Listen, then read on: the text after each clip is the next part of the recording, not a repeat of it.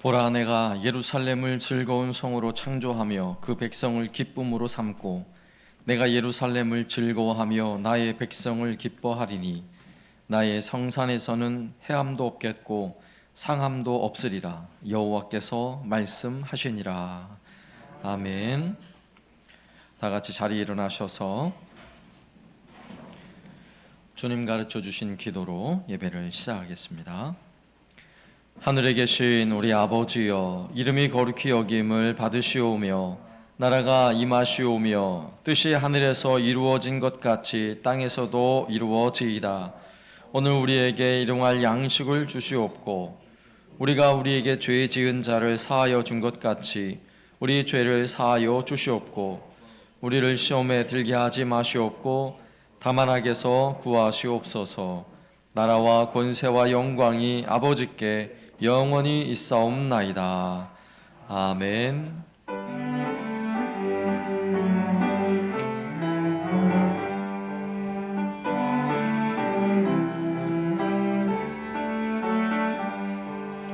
환난과 핍박 중에도 성도는 신앙 지켰네.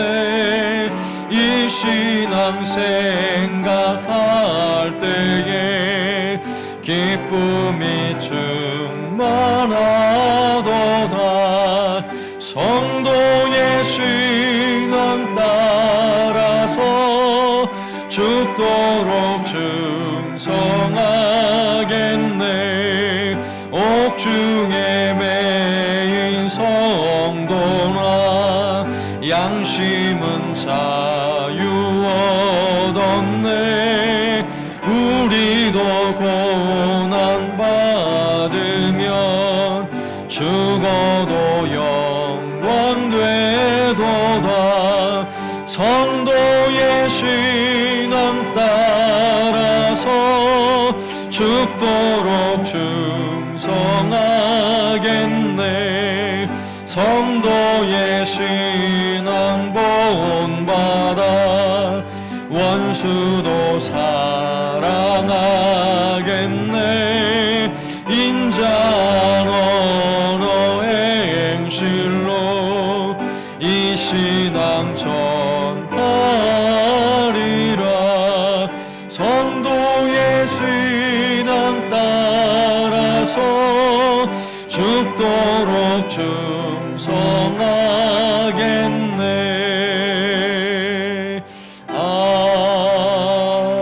아멘.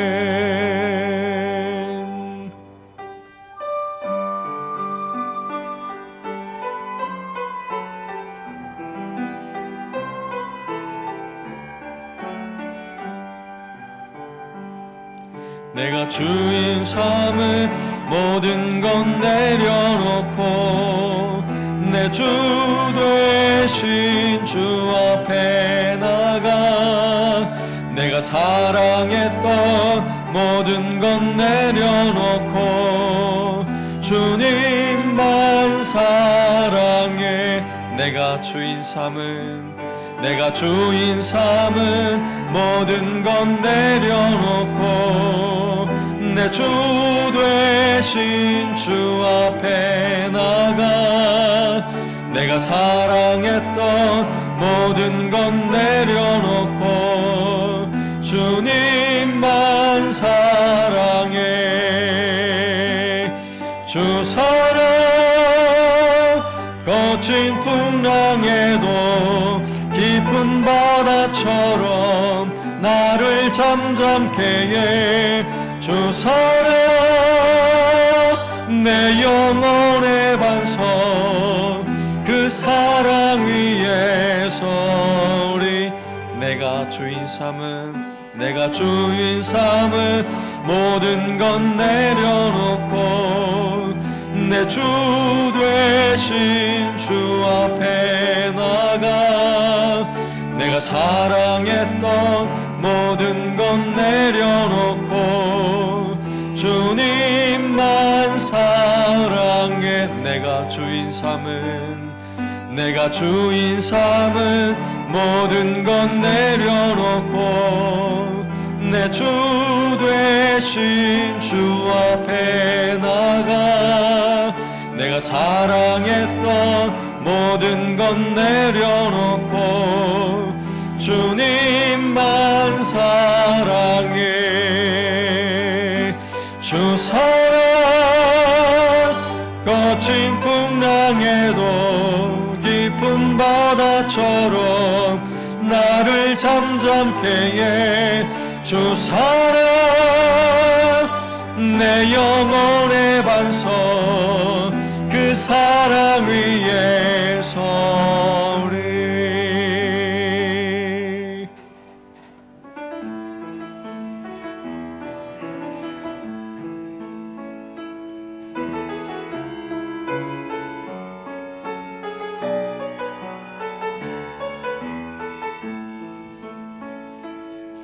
전능하신 나의 주 하나님을 늙지 못하실 일 전혀 없네. 우리의 모든 간구도 우리의 모든 생각도 우리의 모든 꿈과 모든 소망도 신실하신 나의 주 하나님을 우리의 모든 괴로움 바꿀 수 있네. 불가능한 일 행하시고 죽은 자를 일으키시니 그를 이길 자 아무도 없네. 주의 말씀 의지하여 깊은 곳에 금을 던져 오늘 그가 놀라운 일을 이루시는 것 보라. 주의 말씀 의지하여 믿음으로 금을 던져 믿는 자에게 능치 못함 없네. 전능하신 나의 주 하나님을 능치 못하실 일 전혀 없네. 우리의 모든 간구도 우리의 모든 생각도 우리의 모든 꿈과 모든 소망도 신실하신 나의 주 하나님을 우리의 모든 괴로움 바꿀 수 있네. 불가능한 일 행하시고 죽은 자를 일으키시니 그를 이길 자 아무도 없네. 주의 말씀 의지하여 깊은 곳에 금을 던져 오늘 그가 놀라운 일을 이루시는 것 보라. 주의 말씀 의지하여 믿음으로 금을 던져 믿는 자에게 능치 못함 없네. 주의 말씀 의지하여 깊은 곳에 금을 던져 오늘 그가 놀라운 일을 이루시는 것 보라. 주의 말씀 의지하여 믿음으로 금을 던져 믿는 자에게 능치 못함 없네.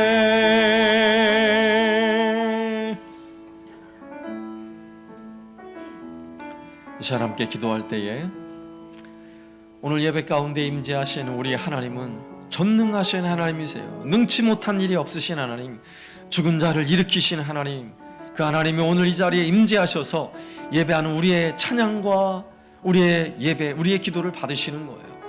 오늘 하나님이 여기에 임재하시면 우리의 삶에 놀라운 은혜가 임합니다. 우리의 모든 죄와 허물은 씻고 구원의 은혜가 임하는 거예요. 성령 충만한 은혜가 임하는 것입니다.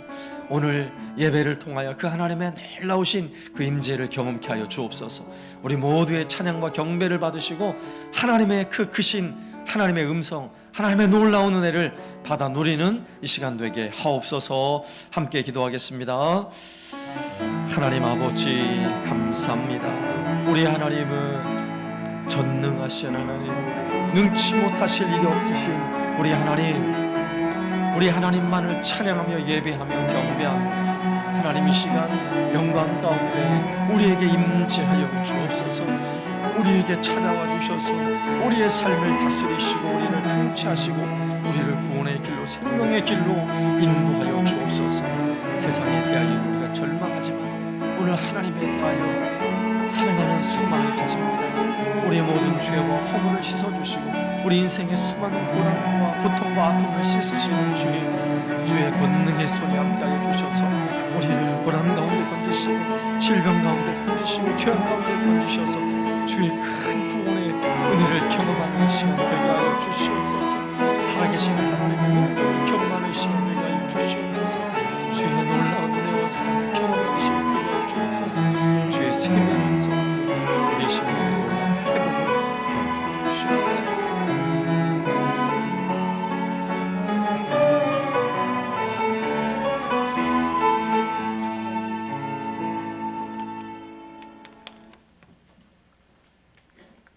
저희들에게 소망과 빛이 되시는 하나님 아버지, 하나님의 영광과 예수 그리스도의 은혜가 넘치는 거룩한 주님의 날에 주님의 자녀들이 영광의 부르심에 순종하여 거룩한 주님의 제단 앞에 찬양과 경배와 기도로 예배를 드릴 수 있게 하심을 감사드립니다.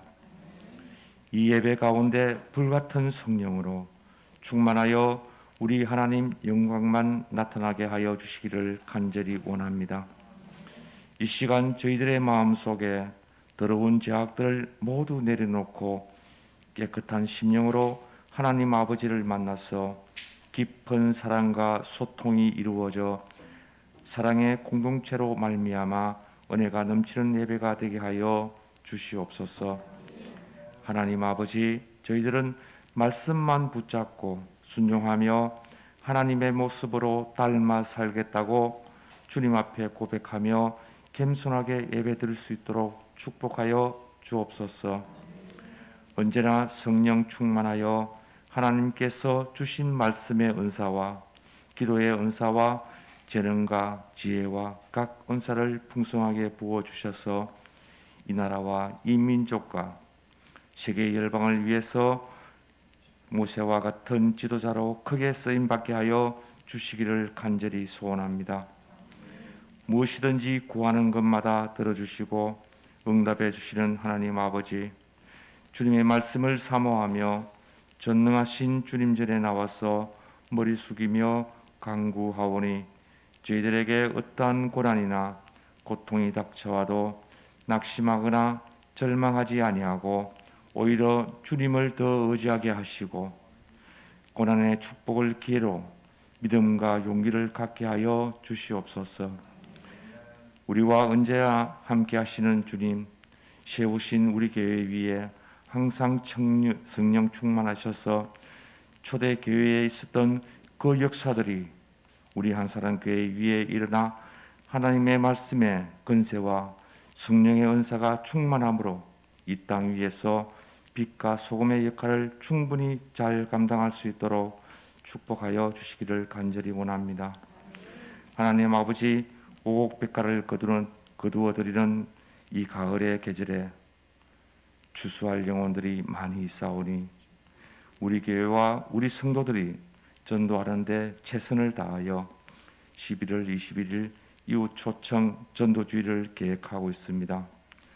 사랑의 주님, 믿지 않은 영혼 구원에 풍성한 결실을 많이 맺게 하여 하나님의 나라를 크게 확장해 나아가며 이 자리에도 차고 넘치는 구원의 축제가 되게 하여 주시기를 간절히 원합니다. 그날에 주님의 말씀을 통하여 주의 복음을 마음으로 받아들이고 구원의 기쁨을 누리는 큰 역사가 일어나게 하여 주시옵소서. 이 시간 목사님께서 하나님의 말씀을 준비하여 다니엘 사원이 조금도 피곤치 않도록 붙들어 주옵시고 불같은 성령으로 충만케 하여 말씀을 전하실 때 주님께서 능력 있는 오른손으로 강하게 하시고 능력 있는 말씀을 증거하실 때 천국 복음의 역사가 일어나게 하여 주시옵소서. 이 모든 기도의 제목들 하나님께서 응답하여 주실 것을 믿사오며 예수님의 이름으로 기도드립니다. 아멘.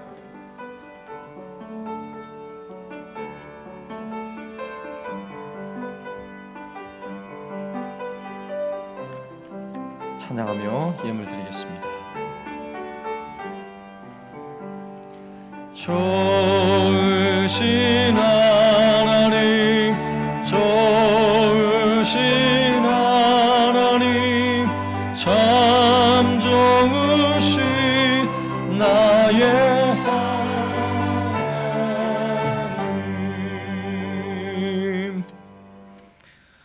만가지 은혜로 채우시고 축복하시는 우리 하나님께 감사드립니다. 지금까지 지켜주신 하나님 은혜 감사합니다. 건강하게 군 복무하게 하시고 휴가 얻어 예배 드리게 하심을 감사합니다. 한 달 동안 가정과 직장 지켜주심을 감사합니다. 나의 걸음을 인도하시는 나의 아버지 여호와이십니다. 1년 동안 지켜주심을 감사합니다. 범사에 감사합니다. 하나님 아버지 감사합니다. 오늘도 하나님을 힘써 예배하며 우리가 주님 앞에 나올 때에 빈손으로 나오지 아니하고 즐거운 마음으로 이 귀한 예물을 하나님께 드릴 수 있도록 은혜 주심을 감사합니다. 주 앞에 드려진 예물이 하나님의 나라와 주의 영광을 위하여 귀하게 쓰임받는 예물 되게 하옵소서. 주 앞에 모든 손길 드리는 모든 손길을 주여 복되게 하사 오늘 예배를 통하여 살아계신 하나님의 은혜를 경험하게 해주시고 병든 육체가 치유함받고 삶의 고통과 눈물이 씻겨 기쁨이 되게 하여 주옵소서. 오늘 주님이 들려주시는 세미한 음성을 들으며 영의 양식으로 살찌우는 시간 되게 하여 주옵소서. 가정의 모든 고통과 아픔을 주님께서 해결하시고 오늘 예배를 통하여 살아 역사하시는 하나님의 능력을 경험하는 시간 되게 하여 주옵소서. 예수님의 이름으로 기도드리옵나이다. 아멘. 광고 드리겠습니다. 히터는 꺼도 되겠죠? 네.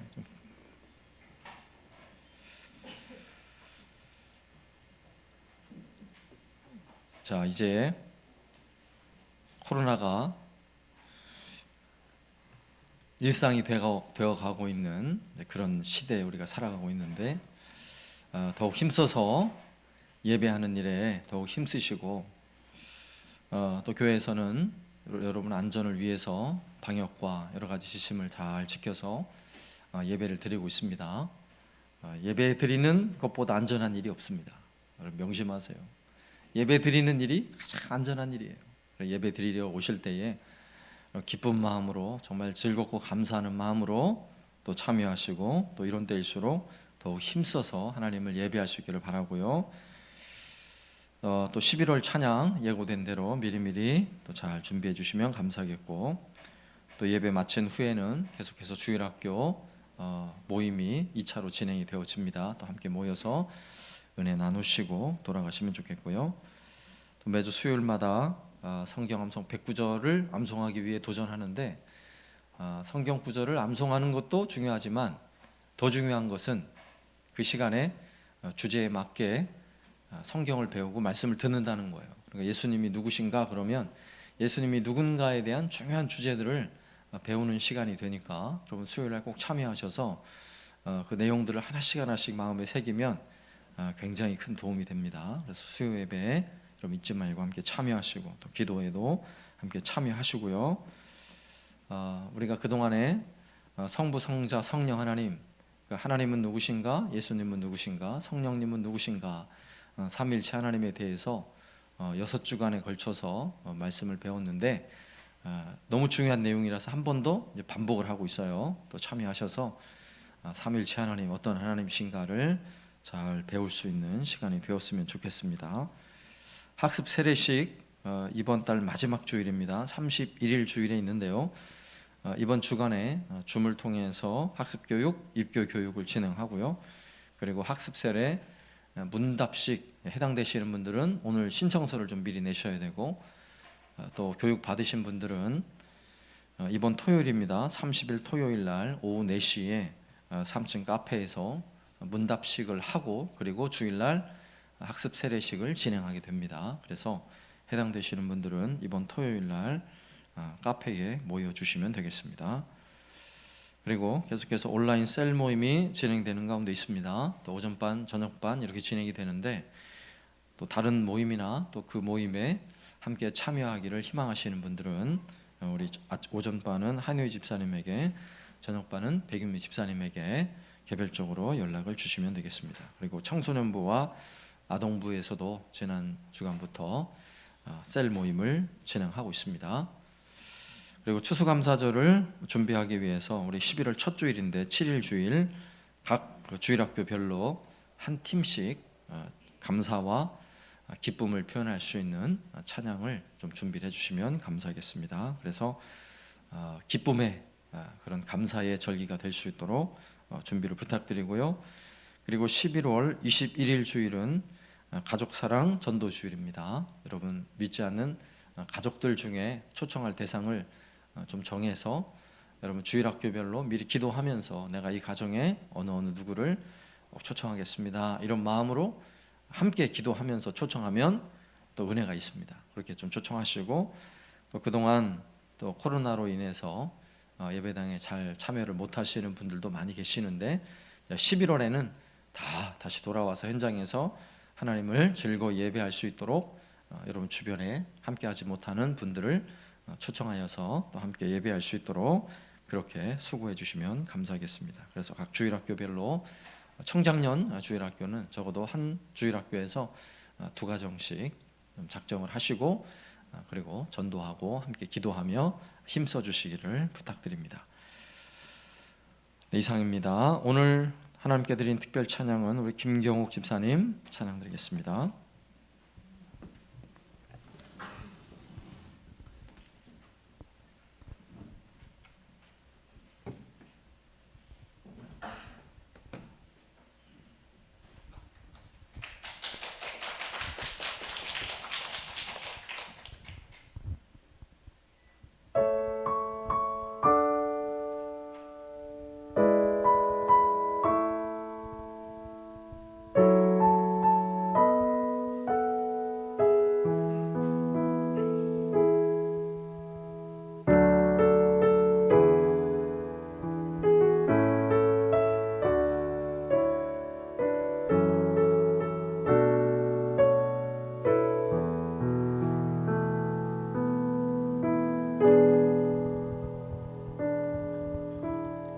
내가 엄마 품속에서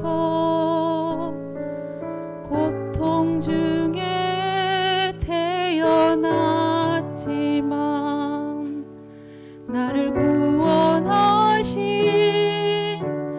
하나님, 날 택하시고 존귀케 하셨네.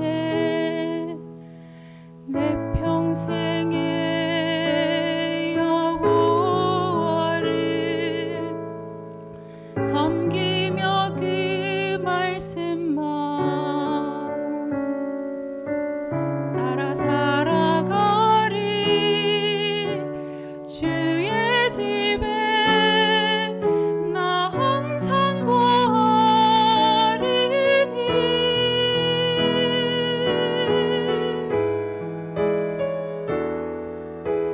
원컨대 주께서 나에게 복에 복을 더하사 나의 지경을 넓히시고 주의 손으로 나를 도우사 나로 환난을 벗어나 근심이 없게 하옵소서.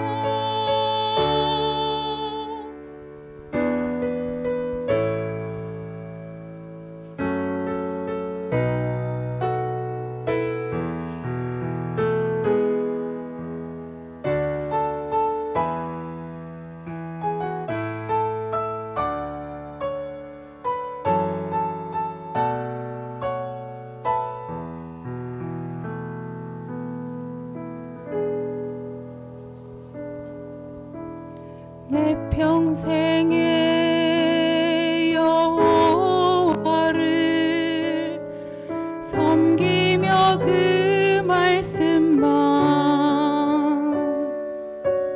따라 살아가리. 주의 집에 나 항상 거하리니.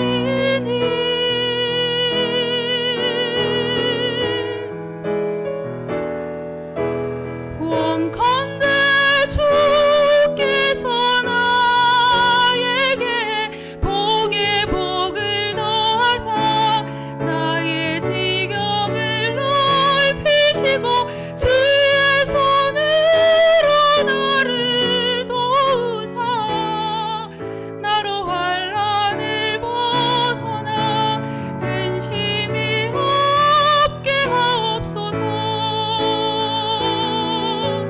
내가 전심으로 여호와께 구하였더니 내 하나님께서 들으시고 내 간구하는 모든 것 허락하셨도다.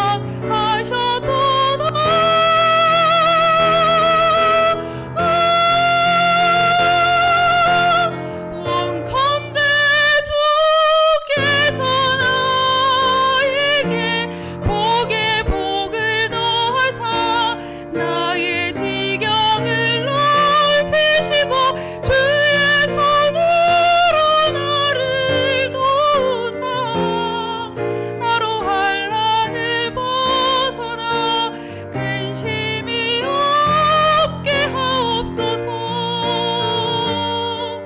나로 환난을 벗어나 근심이 없게 하옵소서. 나의 구원 주님이여.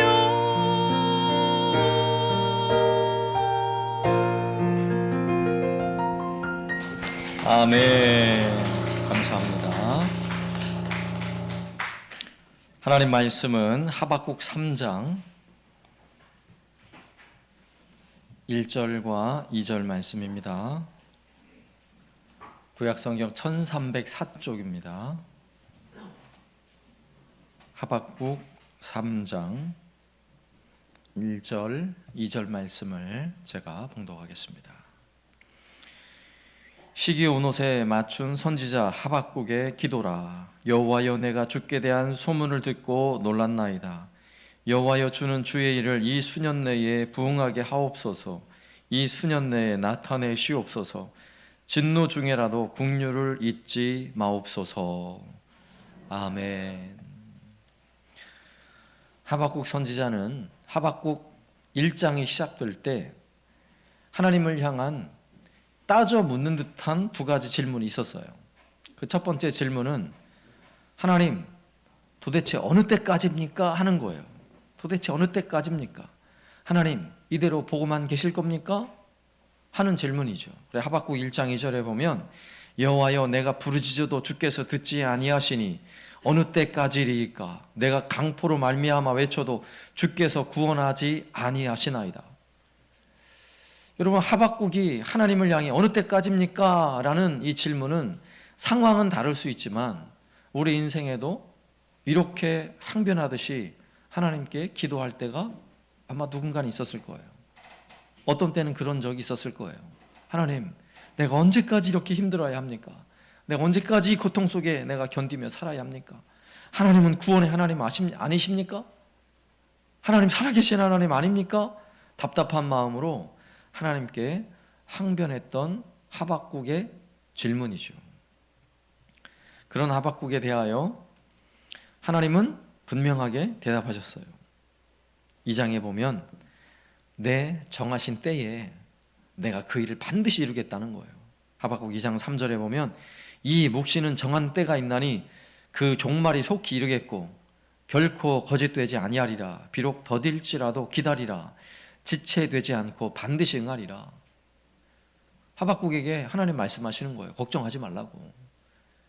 반드시 그 일이 이루어진다고. 지체하지 않는다고. 예. 여러분, 하박국의 입장과 하나님의 입장이 너무 다르죠. 하박국은 하나님 도대체 언제까지입니까? 내가 언제까지 기다려야 합니까? 우리도 그러죠. 하나님, 내가 언제까지 내가 이렇게 힘들게 살아야 됩니까? 라고 하나님께 묻죠. 근데 하나님 말씀하세요. 걱정하지 말라고. 다 때가 있다고. 내가 정해놓은 때가 있다고. 하나님 그렇게 말씀하시는 거예요.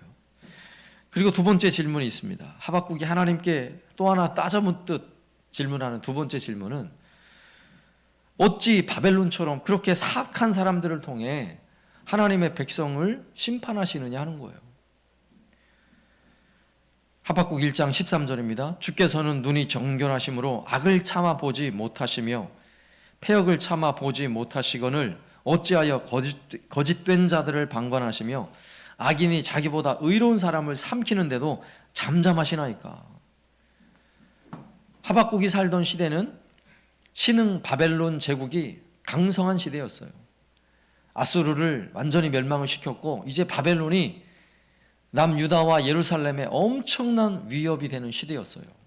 그리고 하나님은 그 바벨론을 하나님의 막대기로 사용하셔서 남유다, 예루살렘을 심판하시겠다고 예언의 말씀을 주신 거예요. 그러니까 하박국은 또 답답한 거죠. 하나님, 어떻게 저렇게 사악한 바벨론을 통해서 하나님의 의로운 백성들을 심판하려고 하십니까? 라는 질문이었던 거죠. 여러분, 그 당시에 바벨론처럼 강한 나라가 없었어요. 가장 강한 나라였고 도무지 무너질 수 없을 것처럼 보이는 바벨론. 답답한 마음에 하나님께 항변하듯이 물었던 선지자에 대한 하나님의 대답은 이러해요. 3장 1절 말씀. 아니요, 3장 1절이 아니고 하나님은 그 바벨론도 내가 반드시 심판하겠다. 결국 바벨론을 심판하시는 이유는 내가 그들의 죄를 낱낱이 물어서 그들이 자기가 지은 죄 때문에 결국 심판받고 그들도 반드시 멸망하게 될 것이다 라는 내용이 앞선 2장의 내용이에요. 2장의 내용. 자, 그 하나님의 응답을 듣고 나서 하박국 선지자는 오늘 3장을 시작하는 거예요. 하나님의 응답을 다 듣고 나서 하나님의 마음을 깨닫고 나서 시작된 하박국의 행동은 무엇입니까? 오늘 3장 1절에 시기온옷에 맞춘 선지자 하박국의 기도라. 하박국의 기도라 라고 말하는데 사실 오늘 기도의 내용은 바로 나오는 2절의 내용이 기도고요. 나머지 끝까지는 다 찬양이에요. 하나님을 향한 감사와 경탄의 찬양이 이어지고 있어요. 오늘 1절에 시기오노시라는 단어가 그래서 분명한 의미는 잘 몰라요. 그러나 많은 학자들이 밝고 열정적인 리듬으로 노래하라는 어떤 음악 기호일 것으로 추정을 해요.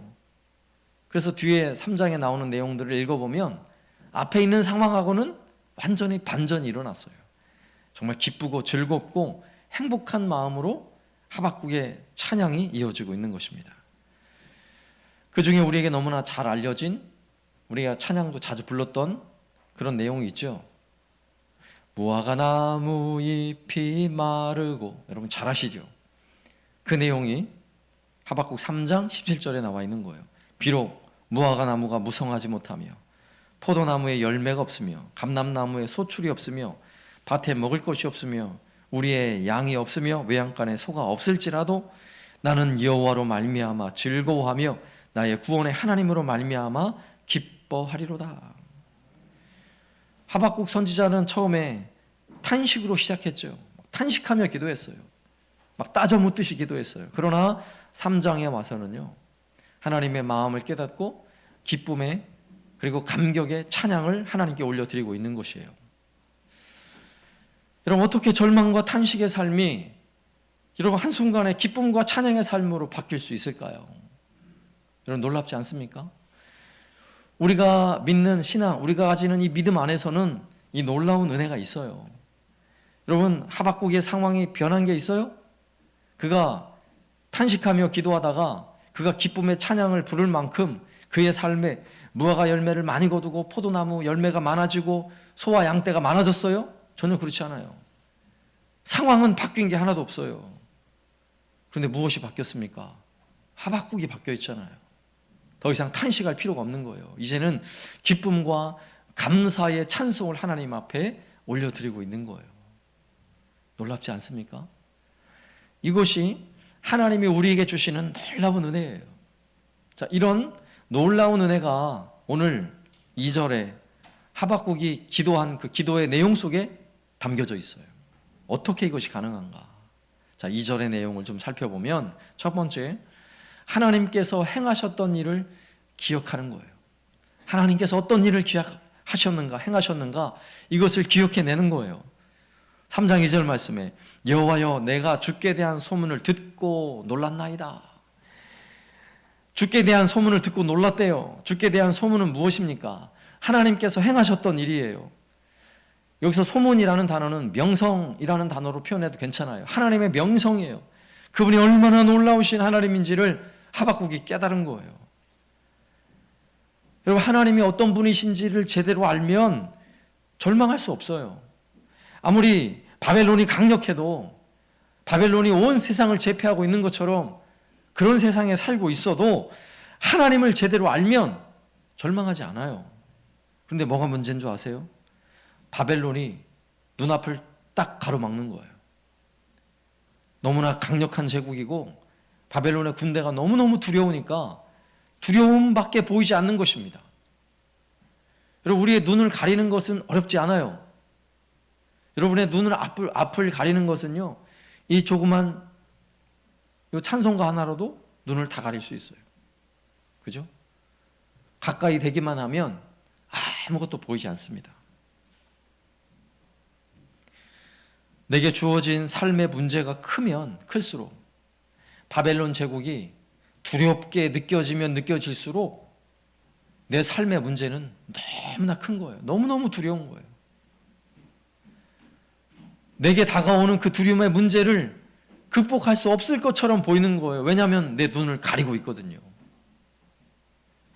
그런데 조금만 물러서면 내가 직면하고 있는 그 문제에서요, 한 걸음 두 걸음 조금만 물러서면 그 뒤가 보이는 거예요. 뒤에 펼쳐진 풍경이 보이는 것이고, 나와 함께 하셨던 하나님의 그 놀라우신 일들이 보이기 시작하는 거예요. 여러분, 하나님 앞에 나와 기도하는 것이 바로 그거예요. 내가 직면한 문제로부터는 한 걸음 두 걸음 뒤로 물러서는 거예요. 여러분, 이게 기도예요. 우리가 하나님 앞에 다가가 기도할수록 내게 다가와 있는 현실의 이 고통과 이 현실의 문제들은 점점 나에게서 멀어지는 거예요. 그럼 뭐가 보일까요? 그러면 드디어 하나님이 보이는 거예요.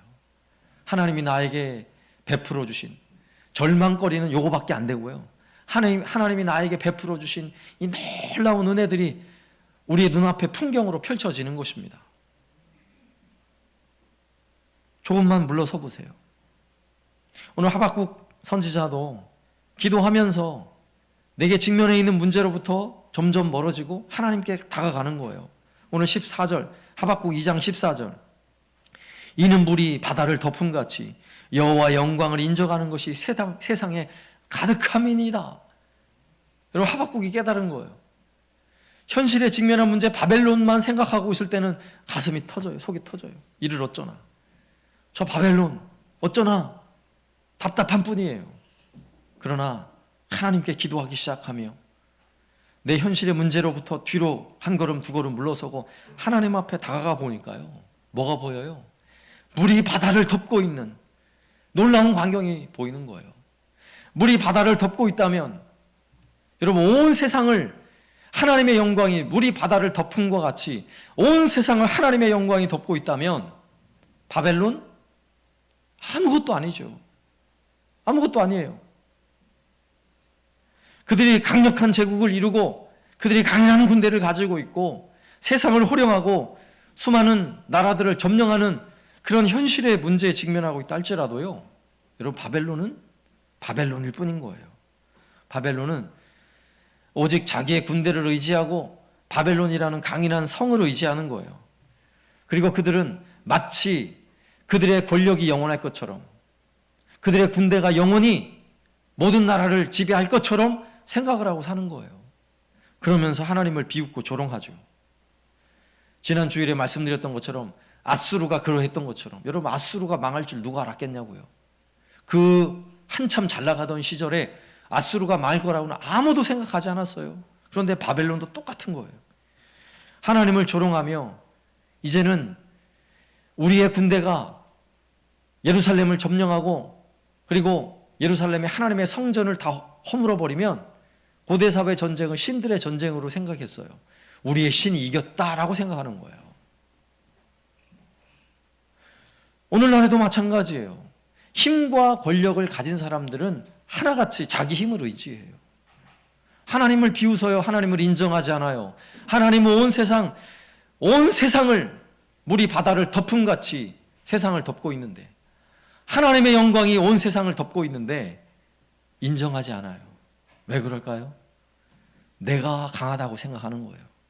내 힘이 세다고 생각하는 거예요. 여러분, 이것은 나라와 제국에 관한 것만 말하는 게 아니에요. 개인도 마찬가지요. 내가 잘 나갈 때는요, 뭐든지 하면 다 잘 될 것 같죠. 뭐 다른 거 믿을 필요가 없어요. 그냥 내 주먹만 믿으면 된다고 생각해요. 내 실력, 내 능력만 믿으면 된다고 생각해요. 여러분, 이것이 얼마나 어리석은 일이에요. 하나님의 영광이 물이 바다를 덮음같이 덮고 있는 거예요. 하박국이 이것을 인정했어요. 야, 그렇구나. 하나님의 영광이 온 세상 우주 만물을 덮고 있구나를 인정하는 순간 더 이상 절망할 필요가 없는 것이죠. 여러분, 우리가 살고 있는 이 시대에도 세계 모든 나라에서 가장 강력한 두 개의 나라가 있어요. 미국이 있고요, 중국이 있어요. 우리는 그 사이에서 늘 조마조마하고 있죠. 두 나라가 서로의 패권 전쟁을 하고 있죠. 경제 전쟁을 하고 있어요. 서로 막 잡아먹을 듯이, 죽일 듯이. 그러면서 우리는 사이에서 숨도 못 쉬고 어디로 붙어야 되나? 중국으로 붙어야 되나? 미국으로 붙어야 되나? 이러고 사는 거예요. 그런데 오해하지 마시라고요. 정치하는 사람들은 그렇게 생각할지 모르지만 우리는 그 문제를 멀리 떨어져 놓고 보는 거예요. 그러면 뭐가 보여요? 물이 바다를 덮음같이 미국을 덮고 계신 하나님의 영광, 중국을 덮고 계신 하나님의 영광을 보시라고요. 여러분, 믿습니까? 근데 요즘 세상은 더 큰 게 덮고 있어요. 온 세상을 덮고 있는 코로나. 여러분, 코로나가 세상을 덮고 있죠? 여러분, 코로나 때문에 할 일을 못하고 그러지 마시라고. 이제부터는 무엇이 온 세상을 덮고 있습니까? 하나님의 영광이 덮고 있는 거예요. 온 세상을 덮고 있어요. 여러분, 이게 보여야 신앙인이에요. 여러분, 코로나도 그것을 주관하시는 분은 누구세요? 하나님이세요. 여러분, 중국이라는 나라가 공산주의 독재 체제죠. 시진핑이 나라를 다스리고 시진핑이 중국을 이렇게 저렇게 다스리는 것처럼 우리 눈에는 보여요. 그러나 우리 분명히 알아야 돼요. 그 중국도 누가 다스려요? 하나님이 다스리는 거예요. 하나님이 통치하세요. 미국은 누가 다스려요? 미국의 대통령이라고 하면 세계 대통령이라고 인정하죠. 그의 말 한마디가 세상의 경제를 망하게도 할 수 있고 흥하게도 할 수 있을 것처럼 생각해요. 그러나 천만의 말씀, 누가 미국을 다스립니까? 하나님이 다스려요. 하나님이. 물이 바다를 덮음같이 하나님의 영광이 온 세상에 가득함을 여러분이 인정하시길 바랍니다. 예? 온 세계가 코로나 팬데믹이라고 코로나를 어떻게 이길까? 여러분, 그거 걱정하지 마세요. 하나님이 코로나를 덮고 계셔요. 여러분, 믿습니까? 안 믿으시려고 그러네. 하나님이 덮고 계세요. 그러므로 우리는 하나님을 인정하는 거예요. 끊임없이 하나님의 주권을 인정하세요. 하나님이 다스리신다. 하나님이 통치하신다. 여러분, 세상은 끊임없이 하나님을 인정하고 싶어 하지 않아요. 나라를 다스리는 대통령들이 하나님이 우리나라를 다스립니다. 여러분, 이래 보세요. 온갖 수모를 당하죠. 그러나 우리는 아는 거예요. 하나님이 다스린다고. 대통령이 나라를 어떻게 다스려요? 우리가 뻔히 알잖아요. 대통령이 잘하려고 그러면요, 나라가 오히려 잘못된 길로 가요. 나라의 주권은 하나님에게 있습니다. 여러분, 우리의 인생의 주권도 하나님에게 있습니다. 하나님의 통치를 인정하세요. 물이 바다를 덮은 것 같이 온 세상을 덮을 뿐만 아니라 내 삶을 덮고 있고 우리의 가정을 덮으시는 하나님의 영광을 인정하시기를 주님의 이름으로 축원합니다. 두 번째는요, 하나님의 일에 대한 여러분 부흥을 기대하셔야 돼요. 부흥을 기대하세요. 다시 한번 2절 말씀에 여호와여 주는 주의 일을 이 수년 내에 부흥하게 하옵소서. 주의 일을 수년 내에 부흥하게 하옵소서. 여러분, 부흥이라는 단어 우리에게 매우 익숙한 단어예요. 이 부흥이라는 단어는 교회가 성도 수가 많아지고 예배당을 아름답게 짓고 화려하게 짓는 걸 부흥이라고 말하지 않아요. 여기서 말하는 부흥은요, 에스겔 37장에 보면 죽어있는 그 마른 뼈들 있죠. 에스겔 골짜기에 그 죽어있는 마른 뼈들, 그 뼈들을 향해서 하나님의 말씀을 대언하고 선포합니다. 그리고 거기에 생기가 들어가니까 죽어있던 뼈들이 일어나서요, 하나님의 군대, 살아있는 군대가 됐어요. 그때 살아난다 이 표현이 뭔지 알아요? 오늘 똑같은 단어, 부흥이라는 단어예요. 하야라는 단어. 그리고 부흥이라는 단어는요, 죽었다 살아나는 거예요. 우리의 가장 쉽게 우리가 부흥이라고 생각하는 숫자적인 부흥, 물질적인 부흥, 여러분 이건 생각에서 떨쳐버리세요. 물론 그것이 부흥의 한 단면일 수는 있어요. 그러나 성도는 많아졌는데 예배당은 잘 지었는데 그것이 전혀 부흥과 상관없을 수도 있어요. 명심하셔야 돼요. 여러분 가정적인 이야기로 보면 우리 집이 돈도 잘 벌고 사업도 잘 되고 자녀들 모든 게 잘 되는데 그게 부흥이 아닐 수 있다니까요. 오히려 불행한 일이 될 수 있어요. 오늘 바벨론 이야기로 치면 바벨론은 부흥하는 거예요? 지금 쇠퇴하는 거예요? 영적인 눈으로 보면 바벨론은 쇠퇴하고 있는 거예요. 물론 그들이 온 세계를 제패하고 가장 강한 군대로 수많은 전리품을 취하면서 조공을 받으면서 가장 강한 나라, 부한 나라죠. 그러나 바벨론을 향해서 부흥이라는 단어를 쓰지 않아요. 그들은 점점 죽어가는 거예요. 왜냐? 하박국에게 들려주었던 것처럼 하나님이 내가 바벨론을 반드시 멸하겠다. 그들은 자기 죄로 결국 멸망할 거야 라고 하나님 말씀하셨어요. 그리고 그 일이 역사 속에 벌어져요. 여러분 역사 속에 영원한 나라, 영원한 제국이 없잖아요. 그리고 로마라는 나라, 고대 로마 얼마나 강성한 나라였어요. 그러나 로마도 망했잖아요.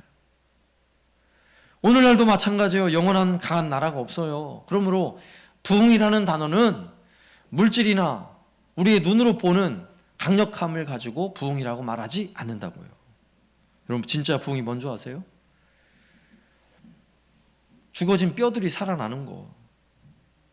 하나님의 말씀이 선포될 때 죽은 뼈가 살아나요. 그리고 하나님의 말씀이 선포되는 자리에서 죽어진 영혼이 살아납니다. 이게 부흥이에요. 오늘 예배하는 이 시간이 부흥의 현장인 줄로 믿습니다. 왠 줄 알아요? 일주일 동안 우리 마음이 지쳐서 죽어가는 거예요. 그러나 예배를 드리며 하나님의 말씀이 선포되어질 때에 내 마음이 마치 마른 뼈들처럼 죽어가다가도 오늘 말씀을 받으며 다시 살아나는 거예요. 힘을 얻는 거예요. 이게 부흥이에요. 이게. 여러분 하박국 선지자도 하나님께 응답받으며 그의 심령이 살아났어요. 절망하며 탄식하던 심령에서 기뻐하며 감사하는 마음으로 완전히 살아났잖아요. 이것이 부흥이에요. 여러분 요나서를 통해 우리가 지난주에 살펴봤죠? 나훔서를 통해 요나 시대에 완전히 멸망해가는 아수르의 수도 니느웨, 그 당시 가장 강성한 나라였어요. 가장 강한 나라, 도무지 무너질 수 없는 니느웨 성에 요나가 가서 하나님의 말씀을 선포했어요. 이 성이 40일이 지나면 망하리라. 그때에 그 백성들이 왕으로부터 신하들 모든 짐승들까지 그들이 하나님 앞에 회개를 시작하는 거예요. 용서해달라고, 이 나라 살려달라고. 그때 어떤 일이 벌어져요? 하나님이 그들을 용서하시고 하나님이 그들에게 부흥을 허락하신 거예요. 그게 바로 부흥이에요. 부흥. 다른 게 부흥이 아니라. 아수르의 그동안의 강성함은 부흥이 아니었다 이것입니다. 그들이 하나님 앞에 자복하여 엎드려 회개하며 용서를 구할 때 바로 그 현장이 부흥의 현장인 것입니다. 여러분 바울이라는 청년 알죠? 바울이 예수님 믿지 않을 때는요, 그가 세상을 호령하며 다녔어요.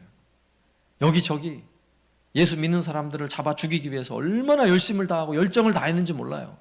그가 벌떡 일어나 가기만 하면 예수 믿는 사람들 벌벌 떨어야 했어요. 그가 권력을 가지고 힘을 가졌을 때는 그런 청년을 향해 부흥이라는 단어를 쓰지 않아요. 그러나 그러던 바울이 다메섹으로 향해 가다가 부활하신 주님을 만나요.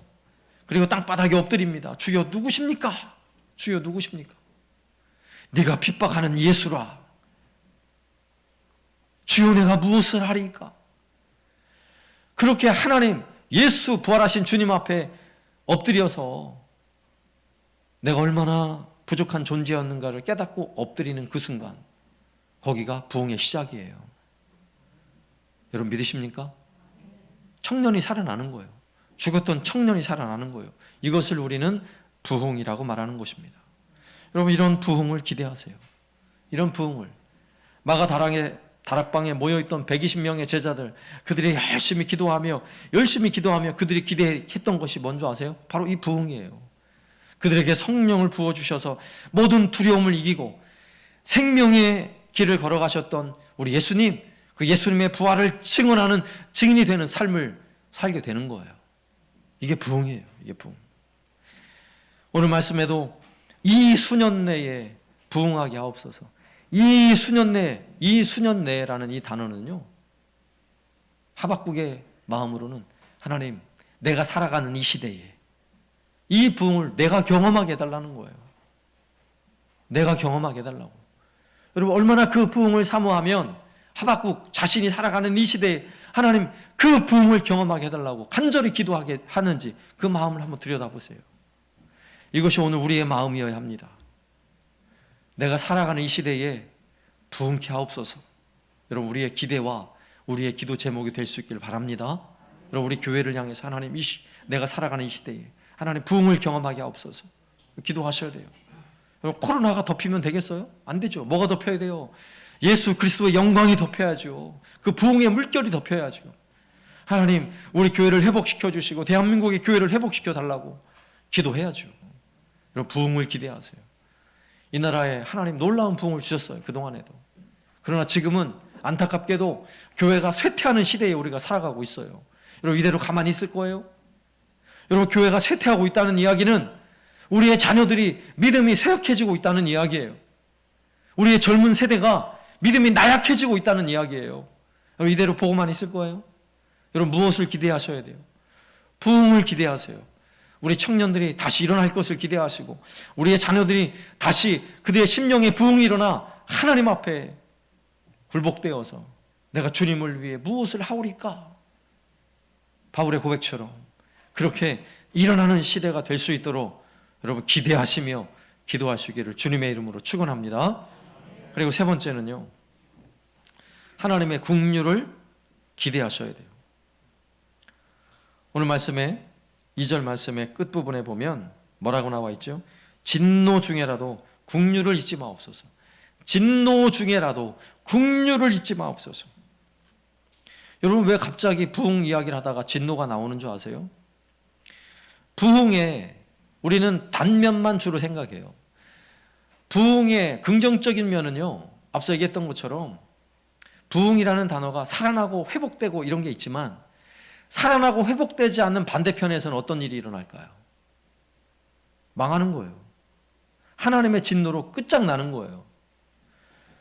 하박국이 원하는 그 부흥케 하옵소서, 수년 내에 부흥케 하옵소서 이런 기도의 제목처럼 만약에 예루살렘이 부흥을 하고 유대 민족에게 하나님 백성에게 놀라운 부흥이 일어날 때 바벨론에는 어떤 일이 일어날까요?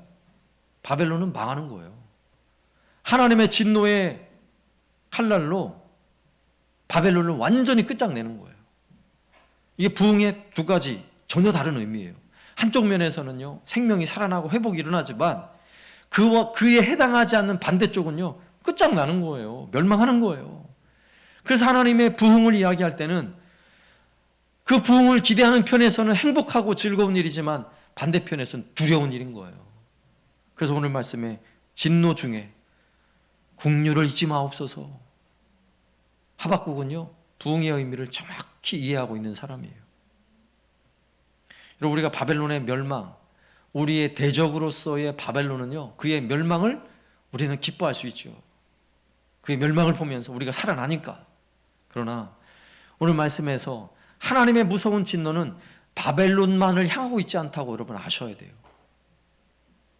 여러분 하나님의 진노가 중국만을 향하고, 즉 공산국가 하나님을 인정하지 않는 북한 땅 이런 데만 향하고 있는 것 같아요? 절대 그렇지 않아요.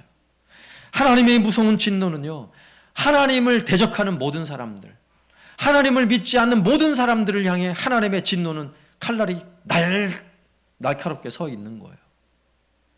여러분 두렵지 않으세요? 그래서 기도하는 거예요. 어떻게 해요? 하나님 그 진노 중에 하나님 그 긍휼을 잊지 말게 해달라고, 긍휼을 베풀어 달라고 하박국 선지자가 기도하는 거예요. 여러분 내가 구원받았지만 구원받지 못한 나의 가족들을 한번 생각해 보세요. 내 심령에는 하나님의 부흥을 기대하며 기도하지만 그 부흥이 없는 자리에는 진노밖에 남는 것이 없어요. 결국 하나님의 가장 무서운 진노는 무엇입니까? 끝까지 예수님 믿지 않고 죽음의 길을 가서 지옥에 떨어지는 거예요.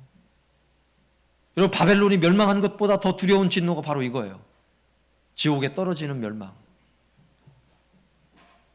여러분 이런 하나님의 진노가 부흥의 반대편에서 이런 진노가 벌어지고 있다면 우리 어떻게 기도해야 할까요? 하나님 긍휼을 베풀어 주세요. 긍휼을.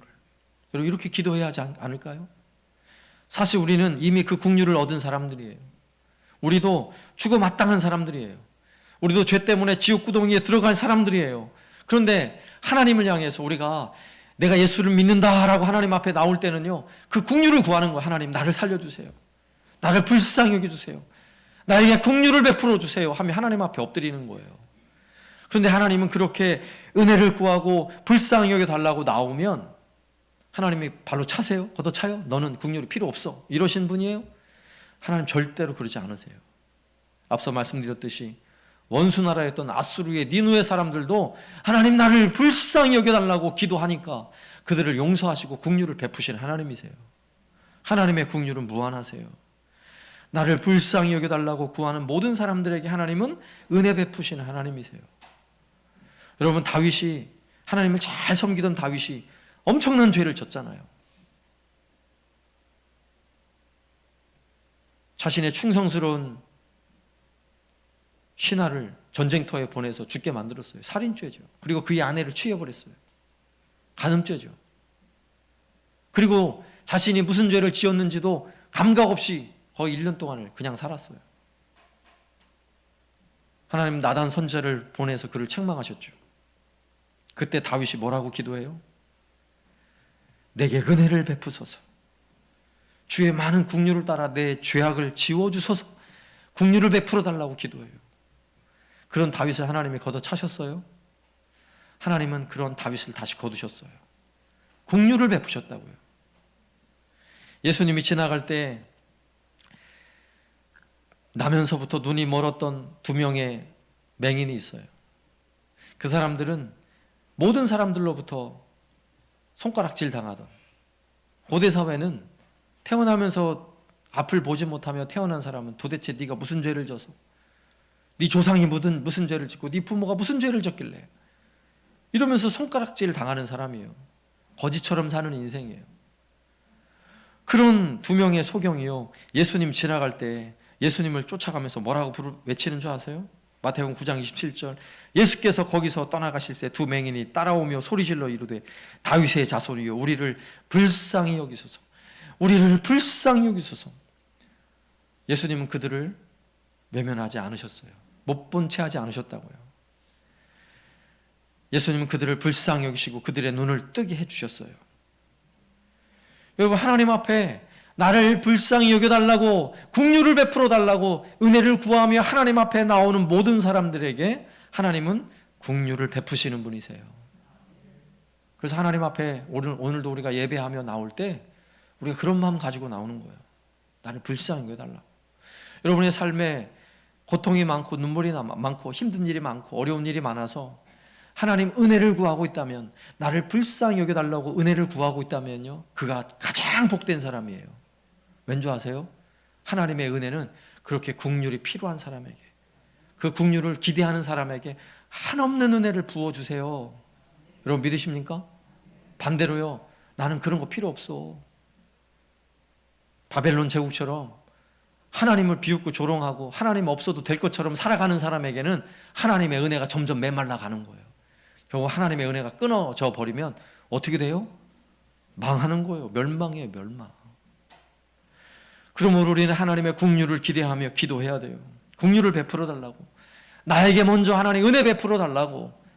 그리고 무엇보다도 하나님의 그 엄청난 부흥의 은혜를 전혀 기대하지 못하는 불신 영혼들, 예수님을 알지 못하는 영혼들, 믿지 않는 우리의 가족들과 우리의 이웃을 향해 여러분 기도해야 돼요. 하나님 긍휼을 베풀어 달라고. 여전히 하나님의 진노의 날선 검이, 하나님의 진노가 언제 임할지 모르는데 하나님 제발 긍휼을 베풀어 달라고. 사랑하는 믿지 않는 나의 남편, 나의 아들, 나의 자녀들, 우리의 이웃, 내 사랑하는 친구들, 하나님 긍휼을 베풀어 주옵소서. 여러분 기도하시기를 바랍니다. 그렇게 기도하면 하나님은 은혜를 베풀어 주세요. 여러분 우리의 삶에 힘들고 어려운 부분이 있다면 이제는 하나님 품에 여러분 안기셔야 돼요. 하나님 품속에 안기셔야 돼요. 내가 힘들수록, 내가 힘든 일에서는 멀리 떨어지시고 하나님 품에 들어가야 돼요. 그리고 하나님, 신실하신 하나님, 변함없이 우리를 사랑하시고 우리에게 은혜 베푸시는 하나님, 그 하나님을 신뢰하시기를 바랍니다. 그러면 그 하나님이 행하신 일이 보이는 거예요. 온 세상 우주 만물을 덮고 계신 하나님의 영광이 보이는 거예요. 그리고 하나님께서 행하실 그 부흥의 일들을 기대하기 시작하는 거예요. 우리 마음에 부흥하게 하옵소서, 부흥하게 하옵소서. 그러면서 또한 하나님 긍휼을 베풀어 주옵소서.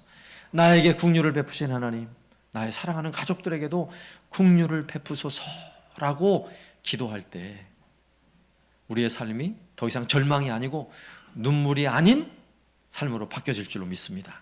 이제는 하박국처럼 탄식으로 시작했지만 기쁨과 감사의 찬양이 넘쳐나는 삶으로 바뀌어질 줄로 믿습니다. 오늘 예배를 통해서도 우리의 삶에 이 놀라운 반전의 은혜를 경험하는 저와 여러분 되시기를 살아계신 예수님의 이름으로 축원합니다. 아멘. 찬송가 419장 찬양하겠습니다.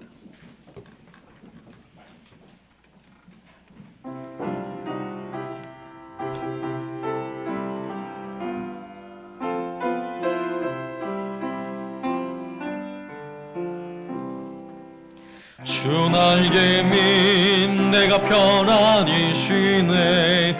밤 깊고 비바람 불어쳐도 아버지께서 날 지켜주시니 거기서 평안히 쉬리로다. 주 날개미 즐거워하다. 그 사랑 끈을 짜니뇨. 주 날개미 내 쉬는 영혼이 거기서 살리. 주 날개미 나의 피난처 되니 거기서 쉬기를 원하노라. 세상이 나를 위롭지 못하나 거기서 평화를 누리리라. 주 날개미 평안하다. 그 사랑 끈을 짜니뇨. 주 날개미 내 쉬는 영혼이 거기서 살리. 주 날개미 참된 기쁨이 있네. 고달픈 세상길 가는 동안 나 거기 숨어 돌보심을 받고 영원한 안식을 얻으리라. 주 날개미 평안하다. 그 사랑 끈을 짜니뇨. 주 날개미 내 쉬는 영혼이 거기서 살리. 우리 함께 말씀 생각하며 함께 기도할 때에 하나님, 정말 하나님 놀라우신 분입니다. 하나님 나를 통해 행하신 일도 놀랍고 오늘 세상 모든 세상을 물이 바다를 덮음같이 하나님의 영광이 덮고 있음을 믿습니다. 하나님 그 하나님 행하실 놀라운 부흥을 기대합니다. 하나님의 긍휼하신 은혜를 기대합니다. 여러분 말씀을 생각하며 함께 기도합니다. 하나님 아버지 감사합니다. 오늘 예배를 통하여 하나님 행하실 놀라운 일들을 기대하며 바라보며 은혜를 누리게 하여 주심을 감사합니다. 세상을 바라보며 우리 마음에 고통과 탄식의 마음이 앞서지만 하나님 행하실 일을 보며 우리를 어떻게 이끄시고 우리에게 어떤 은혜를 베푸실지를 우리가 기대하게 됩니다. 하나님, 그 놀라우신 은혜의 손길로 날마다 우리를 인도하시고 이끄시니 날마다 새 힘을 얻게 하여 주옵소서. 하나님의 은혜에 감사하며 기뻐하는 삶을 살아가게 하여 주옵소서. 내 삶의 환경이 바뀌지 않는 할지라도 하나님 때문에 기뻐하고 감사하는 삶을 살아가게 하여 주시옵소서. 하나님 아버지, 감사합니다. 세상을 바라보면 여전히 절망스러운 모습들이 참으로 많지만 우리 하나님을 바라보면 하나님의 그 무한하신 영광, 물이 바다를 덮음과 같으신 하나님의 영광을 인정할 수밖에 없습니다. 하나님, 그 하나님의 크신 은혜로 우리를 회복시켜 주옵소서. 우리의 가정을 부흥케 하여 주옵소서. 우리 교회를 부흥케 하여 주옵소서. 이 나라 대한민국을 부흥하게 하여 주옵소서. 세계 열방이 부흥하게 하여 주옵소서. 하나님의 살아계심을 인정하고 주의 영광을 선포하며 하나님의 능하신 일, 하나님의 크신 일을 기대하며 살아가는 우리 모두가 되게 하여 주옵소서. 예수님의 이름으로 간구하오며 지금은 우리 주 예수 그리스도의 은혜와 아버지 하나님의 극진하신 사랑하심과 성령님의 교통하심이 오늘도 힘써 우리 하나님을 섬기며 예배하며 하나님의 그 크신 영광이 온 땅을 덮으실 일을 기대하는 소망하는 우리 모든 성도들 머리 위에 이제로부터 영원토록 함께 있을지어다. 아멘.